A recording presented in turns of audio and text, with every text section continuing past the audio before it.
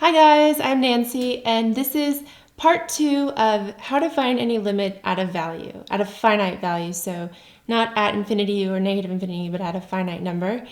And these are kind of the miscellaneous, misfit, unique types I want to show you, but still useful, might come in handy. So let's get started. Let me show you the types I'm going to cover.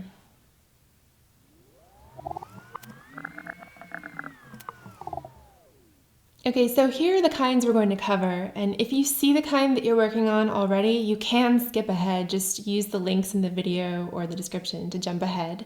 But we're going to look at if you have a square root in the numerator or denominator of a fraction, a rational expression, if you have sine x or something of the form sine x over x in your limit expression, and then if you have an absolute value in your limit expression.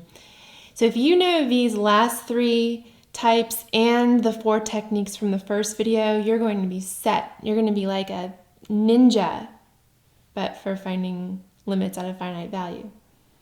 So let's look at the first type with a square root in your expression.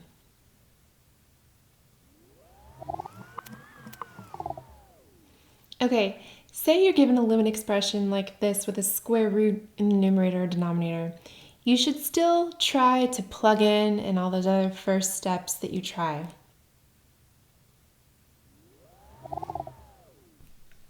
Okay, so when you try to plug in 8 into this expression and get an actual limit value, you actually get 0 over 0. And that is an indeterminate form. It is not your limit. In fact, it's a problem to have 0 in the bottom. So you will need to try something else to find the limit. So plugging in does not work. See if you can factor, but in this case, there is no polynomial to factor. It doesn't work. And then see if you can get a common denominator. Well, there's no fraction within a fraction, so it doesn't really apply. So what can you do? Well, you'll have to do something different, and it's a trick called multiplying by the conjugate, or rationalizing the square root, rationalizing the numerator in this case. What is the conjugate? That is just a fancy word for what you get when you take a 2-term expression and you flip the sign in the middle. You change the sign of the second term. So in this case, the conjugate of square root of x plus 1 minus 3 will be square root of x plus 1 plus 3 instead of minus 3. So that is the conjugate. And in order for this to work, to help you out, you need to multiply by the conjugate over itself. So you multiply both the numerator and denominator by this same conjugate. Okay, this looks like a mess, but it's going to help you out in the end. And this term x minus 8 that is problematic right now because it's creating a 0 in the denominator, this problem term will cancel in the end and you'll be able to find the limit. So the first thing you want to do is use your algebra to FOIL out, multiply out the numerator, these two expressions. Leave the denominator factored for now because that will make your life easier if you want this to cancel.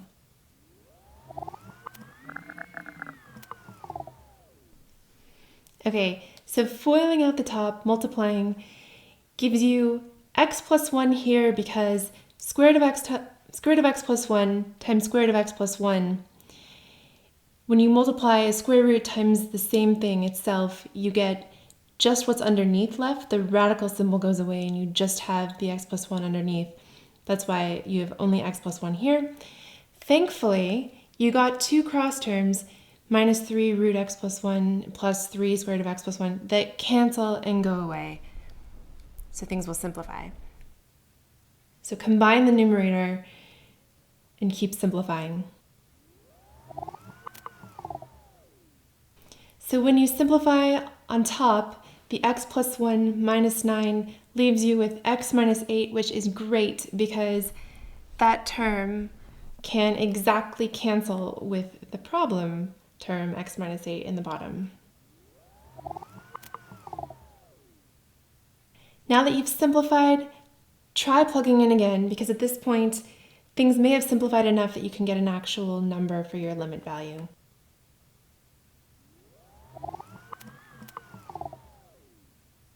Okay, so as you can see, after using the conjugate, multiplying by the conjugate over itself, and simplifying with all the messy algebra, it gets simpler and you're able to plug in at the end and get an actual number, 1/6 for your limit. So the limit as x approaches 8 of this expression is 1/6. So that's how the conjugate is useful for simplifying an expression like this and getting an actual limit number.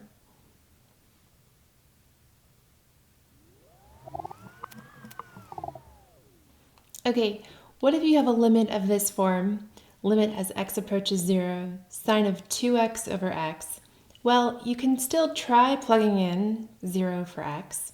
When you plug in, you get sine of 0 over 0, which is 0 over 0, and that is an indeterminate form.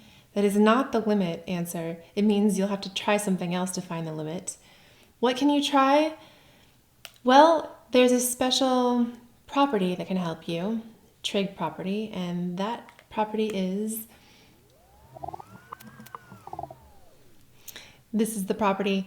Basically, anything of sine theta over theta, that form, the limit as theta approaches 0 of sine theta over theta equals 1. That whole thing equals 1. This is true even if you have a different variable like x. So limit as x approaches 0 of sine x over x equals 1. So you can use that. But just as a quick note, I want to warn you, don't confuse this with a very similar looking limit property as theta approaches infinity of sine theta over theta.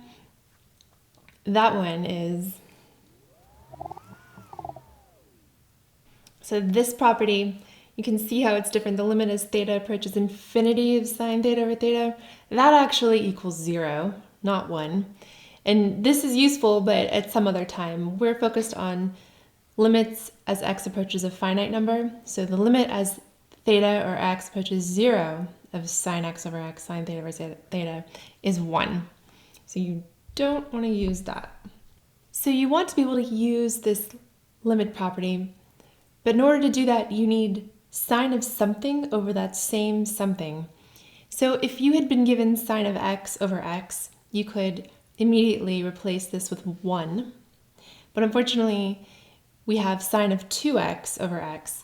So you'll have to manipulate this to make it look like that. What you really need is sine of 2x over 2x. So what's inside the sine, the argument of sine, needs to be the same as what you have on the bottom. And it isn't.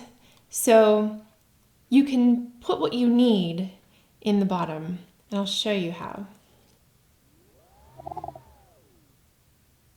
Okay, so you can put what you need, a 2 down here, so you have 2x, but because you just randomly put a 2 in the bottom, you have to compensate for it, make up for it, by balancing it with a 2 on top, or 2 over 1 if you prefer. But basically, this is like multiplying by 1. We have 2 over 2, basically, so you haven't changed the overall value of the limit. But it helps you, because now, this part here,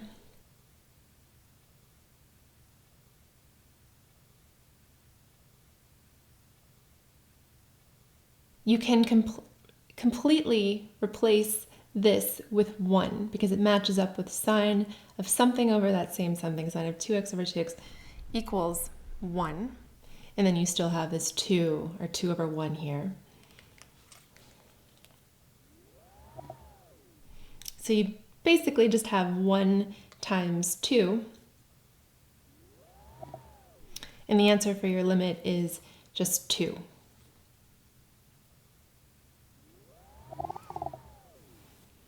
Okay, here's another example using that same sine expression. Limit as x approaches 0, sine of 2x over 4x. I want to show you this example because here you don't have exactly what you need in the bottom, but you can still create it. Just as a reminder, the property that we're using is Okay, so somehow we need to make this look like sine of something over something. Right now we're given sine of 2x over 4x. We want sine of 2x over 2x exactly. So the easiest way is to do this. The easiest way is to take that 4x, since you want only 2x, break it up into 2x times 2. So you have 2x, but there was also another 2 there. And really, at this point, since you're only interested in replacing this with 1, you can pull this 2 in the denominator out. It's really like a 1/2 is multiplied out here at the end, so let's rewrite it. Okay, so now we have what we want. All of this is equal to 1 exactly, so we replace it with 1. And our limit is just 1 times 1/2, which is 1/2. So this whole limit expression is equal to just 1/2. So that's a case in which you don't have exactly what you need in the denominator, but you can again create it, try to make it look like this, rearrange it so that you have what you need to replace some part of it with 1. Okay, just really quickly, let me show you a few other common ways this sine x over x property might come up and be useful.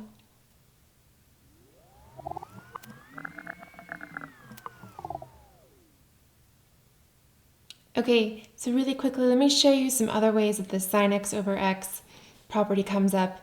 Here's the one that you already know. The limit as x approaches 0 of sine x over x is, of course, 1. But it's also true that if you flip the sine x over x, you have limit of x over sine x, it's also equal to 1. So just keep that in mind. That order would also give you 1 as a value. Here's a common thing that comes up. This limit, look, you may think you don't know how to do that, but really if you break this up with some algebra and divide both of these terms by x, you actually get 1 from the x over x over here, and then sine x over x as a second term, and that is something that you know. The limit of 1 is just 1, but the limit of sine x over x is also 1. So that'd be 1, 1, and you would just have 2. So keep in mind you can do algebra. Here is another common type. This looks like a mess, but use what you know. Sine of 5x, if you had a 5x in the denominator, you could set that equal to 1, at least that part. You don't have it, so create it. Create what you need. Sine of 5x, you can insert a 5x down here, but because you put that down there, you also need to compensate for it, balance, by putting a 5x on top. Same thing with the sine of 4x. It's also true that x over sine x is 1, so if you had 4x over sine 4x, you could set that equal to another 1. You don't have an x, so put what you need, and then afterward, balance it by putting an x in the bottom. Then, this whole part is what you would need to replace with 1 and 1, and you really only need to worry about and concern yourself with this part. And 5x over x is just 5, so the limit of that would just be 5. And one final type that comes up, tangent. Just remember the tangent is sine over cosine, so if you have tangent of x, you can break it into sine x over cosine x. And just order it so that you have sine x over x on the left, and that part can be 1, and you're left with the limit of 1 over cosine. Thankfully, cosine of 0 is 1, so you have 1 over 1 times another 1 in that case. So those are some other ways that you can use that property.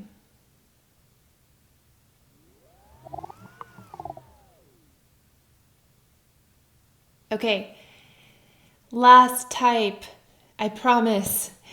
Let's look at this type if you have an absolute value in your limits. You should try to plug in 2 for x. If you do, you get 0 over 0, which you probably could have predicted. That would be too easy if you could plug in for 2. So you can't just plug in, you have to do something else. Basically, for absolute value limit problems, you're probably going to have to use the piecewise definition of the absolute value. What is that? Well, let me show you.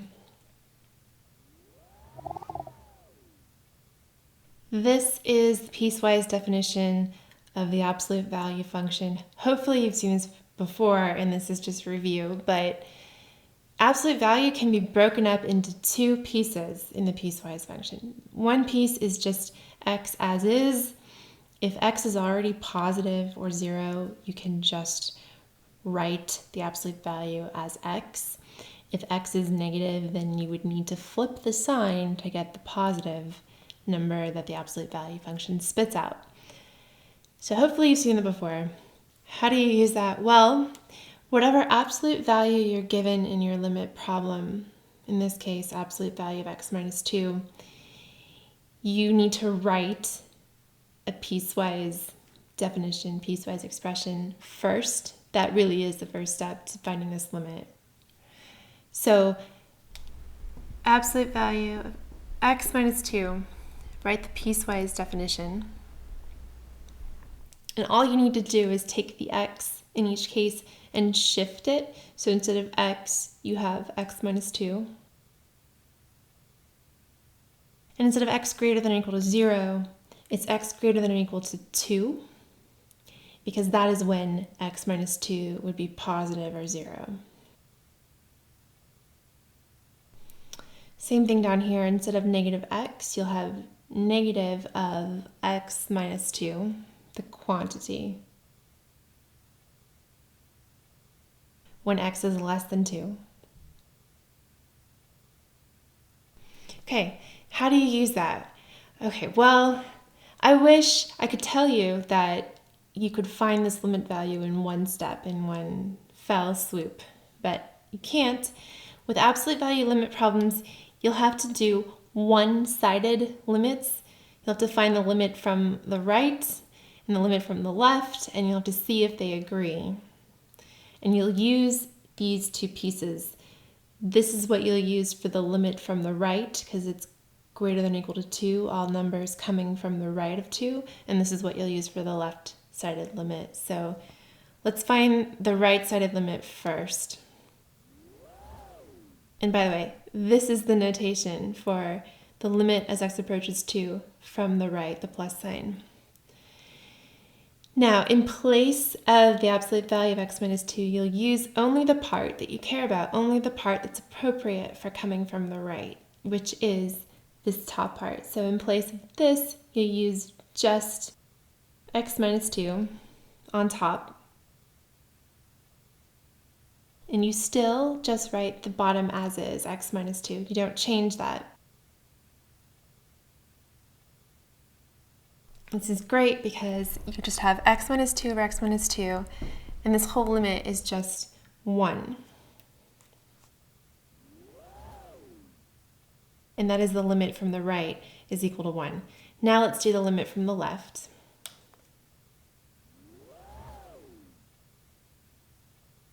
From the left, you use the other piece. So in place of this, you'll use negative of the quantity x minus 2.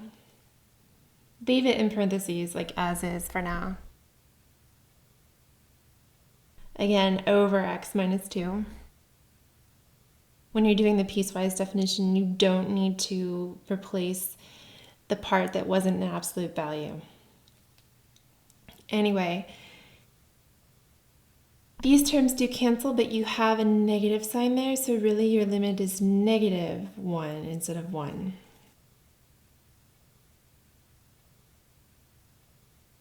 So the limit from the left, as you approach 2 from the left, is negative 1.